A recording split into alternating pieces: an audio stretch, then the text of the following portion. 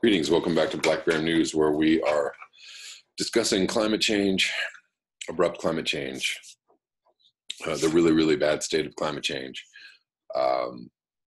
If anybody's been paying attention to the news, you probably hear climate change more and more in the news, mentioned with more frequency, with more urgency, with more alarm. That is because it's alarming. And something that the mainstream news has wanted to kind of ignore for as long as possible is now demanding attention. And writers and scientists and people who are concerned about the planet are demanding that people pay attention to this. That's why this channel exists. Also as a place for people to discuss what really is going on. No holds barred.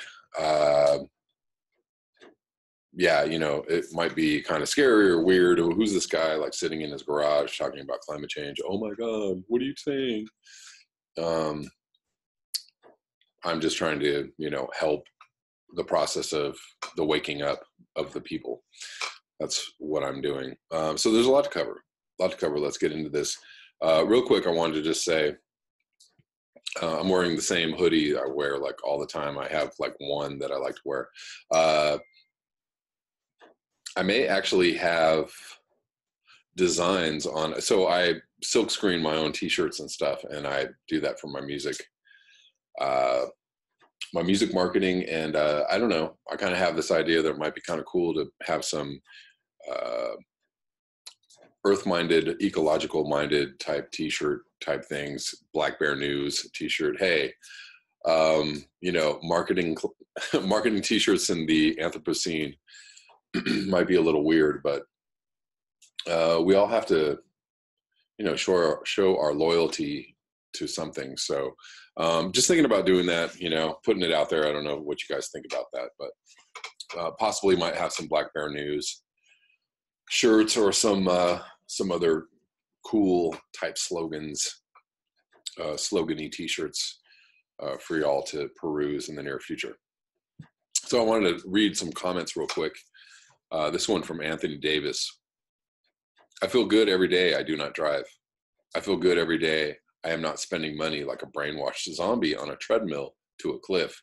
I don't have any money to spend and am broke most of the time, but it's okay because being poor like I am has taught me to value things that money doesn't buy. Respect for my environment. I love planet Earth.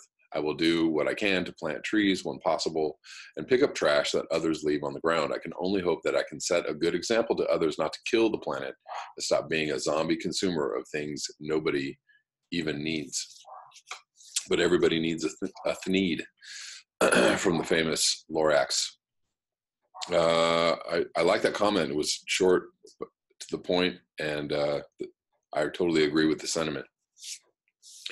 I'm poor too. I've been kind of broke my whole life, and actually I feel like there's a certain I've learned a lot about living without the things that everybody just kind of unconsciously thinks that they deserve or should have, or, you know, just the level of consumerism is, you know, way down the scale in my life. And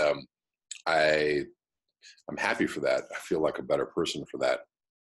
I'd like to lower the level of consumerism in my life as much as possible. I'm going to move on to a comment from Void is Yin Yang. 2 times. I'm just so glad we finally solved that global warming problem. I would like to personally thank Harvard University. Their hundreds of years of profiting off of slave labor has finally paid off in a big way. Keep it up, boys. I mean, the sulfur particles, of course. I mean, really, keep it up. Don't stop now or tomorrow or the day after. It's only our only home. There's no planet B, so why not just spray the skies with black soot? Sounds brilliant. Meanwhile, back on planet Earth. Some excellent comic relief from Void. Thank you, Void. Moving on to some articles. I've dilly-dallied long enough. So there's been some talk about methane, high methane content. I believe that Void linked a video from Margot covering the same subject, but I just saw this on Facebook today. This is from the climate alert page. Okay, now, so I'm not worried. I'm not so worried. CAMS threw a scare into us over the past few days. CAMS is the Copernicus Atmosphere Monitoring Service. They corrected their scale to give us readings that are actually lower than the Met Op 1 and 2. So basically, this is just a chart of methane, but it is quite high. I'm going to read the rest of this quote. Now, if I go to CAM's lower readings, I feel prone not to promise a collapse of civilization before 2032. Otherwise, I'll go with 2031. In both cases, I do not expect to be alive to see it, but it will be a most interesting time in Earth's remaining history. Here's CAMS with their updated methane chart. Notice the scale now goes up to 2320, and that is way below the upper levels of Met Op 1 a.m. shift for yesterday. So yeah, there's quite a bit of very dark red, which puts it in the over 2,000 parts per billion reading. Most of this map is in the 1800s and above. Yeah, in fact, the whole thing is above 1800. So quite high, with a lot of 1900 and a lot of over 2000, up to 2320. I'm actually, yeah. So moving on to something I missed actually from, how many times can I say actually in this 5-minute section of, here we go. I missed this from Arctic News. This is from Monday, November 26th. Dangerous situation in Arctic. In the North Pacific, the flow of warmer water is clearly visible. In the North Atlantic, huge amounts of heat are moving into the Arctic Ocean. At some spots, heat that is traveling underneath the sea surface comes to the surface. Most warming caused by people's emissions goes into oceans, especially into the top layer of oceans. Furthermore, warmer air and warmer sea surfaces can cause winds to grow dramatically stronger, as the Arctic is warming much faster than the rest of the world. The narrowing difference between the temperatures at the North Pole and the equator is decreasing the speed at which winds circumnavigate Earth. At the same time, the amount of heat that is moving north can grow dramatically, both due to winds and sea currents and cyclones that can further accelerate this. The danger is that an influx of warm, salty water will reach the seafloor and trigger methane eruptions. The situation is especially critical in many parts of the Arctic Ocean where the water is very shallow. Some 75% of the East Siberian Arctic shelf is shallower than 50 meters. The danger here is huge for at least 5 reasons. Shallow waters can warm up very rapidly in case of an influx of warm water. These shallow seas are now covered by ice, so the heat, missing part of the sentence there. Sea ice is very thin, so the sea ice won't act as a buffer to absorb the heat. Methane rising through the shallow waters will pass through the water column and enter the atmosphere more quickly. In shallow waters, large abrupt releases will more quickly deplete the oxygen in the water, making it harder for microbes to break down the methane. The 4 videos below provide a good introduction into the various issues and illustrate how dangerous the situation is in the Arctic. This is all Peter Wadham's video, so I'm going to link this below.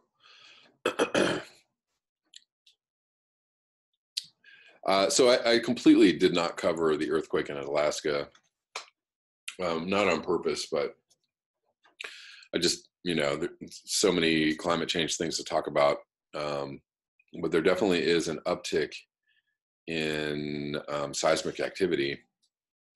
I'm just going to read this headline from The Guardian. This is from a Guardian article last year. Upsurge and big earthquakes predicted for 2018 as Earth rotation slows.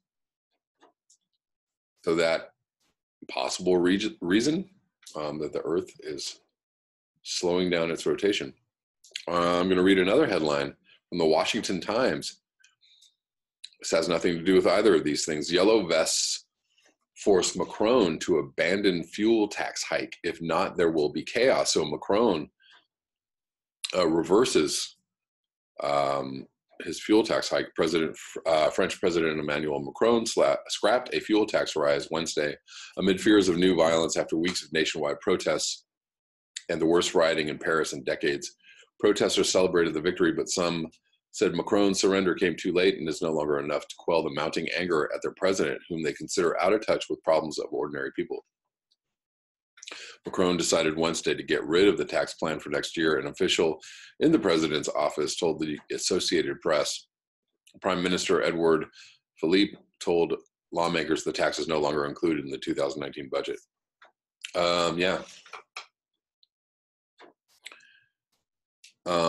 This isn't all about a fuel tax. This is about other things as well.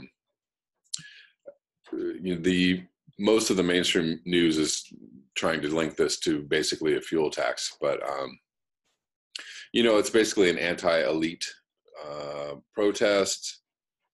Macron is pro-business, a pro-business liberal, where have we seen that before?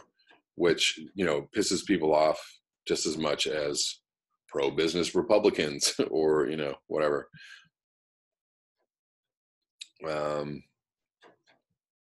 Perhaps making the regular folk pay the price for climate change is not the thing to start with.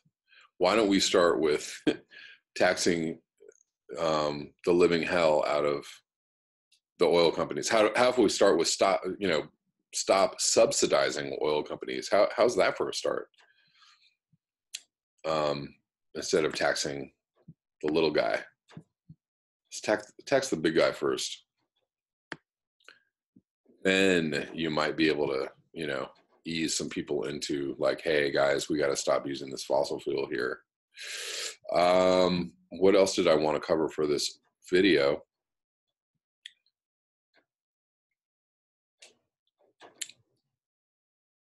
Let me quickly get into this. I'm not going to read the whole thing, but this is from Scientific American. Monumental disaster at the Department of the Interior. A new report documents suppression of science, denial of climate change, the silencing and intimidation of staff. This is a tough time to be a federal scientist or any other civil servant in the federal government. The Trump administration is clamping down on science, denying dangerous climate change, and hollowing out the workforces of the agencies charged with protecting American health, safety, and natural resources. It sounds like they're really sticking it to the elites, this Trump administration. At the Department of the Interior, DOI, with its mission to conserve and manage America's natural and cultural resources, the Trump administration's political appointees are stumbling over one another to earn accolades for disabling agency operations. I should know. I was one of dozens of senior executives targeted by Interior Secretary Ryan Zinke for reassignment and a staff purge just 6 months into the new administration. From that day onward, Zinke and his political staff have consistently sidelined scientists and experts while handing the agency's keys over to the oil, gas, and mining interests. Yes, sounds like they're dismantling the globalist agenda there over at the Trump administration. The only saving grace is that Zinke and his colleagues are not very good at it. In many cases, the courts are stopping them in their tracks. The effects on scientists and the federal workforce, however, will be long lasting. That's all I'm going to read of this. I'm going to link this below.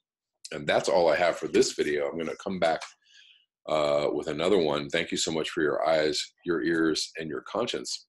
If you would like to support this channel, you can do so at the links below. If you would like to follow me on Twitter, there's a Black Bear News channel at Black Bear News, the number 1. Come check me out there. I post stuff from time to time when I have a few moments to basically flurry out all these articles that I'm run across. I mean, it's an avalanche. So I try to take what I see and kind of like funnel it back through the Twitter account so y'all can And mainly what I'm reading day to day, I try to put up there as well. So it's just another place to chat, another place to have some back and forth, and see you in the next one. Peace.